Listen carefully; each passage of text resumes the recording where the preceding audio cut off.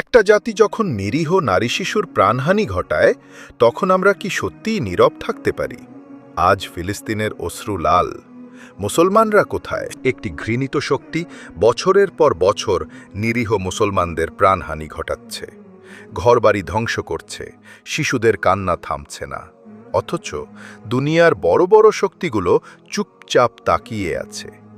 কিন্তু একজন মুসলমান হিসেবে আমাদের দায়িত্ব হলো তাদের পাশে দাঁড়ানো, অন্তত দোয়া ও কণ্ঠ দিয়ে হলেও প্রতিবাদ করা। রাসূল সাল্লাল্লাহু আলাইহি ওয়াসাল্লাম বলেছেন, যে মুসলমানের কষ্টে অংশ নেয় না সে আমাদের অন্তর্ভুক্ত নয়। আজ যদি আমরা অন্যায়ের বিরুদ্ধে আওয়াজ না তুলি, তবে কাল আমাদের নীরবতা আমাদের দায় হয়ে দাঁড়াবে। আসুন আমরা সবাই মিলে আল্লাহর কাছে দোয়া করি, নিপীড়িত মুসলমানদের জন্য আওয়াজ তুলি।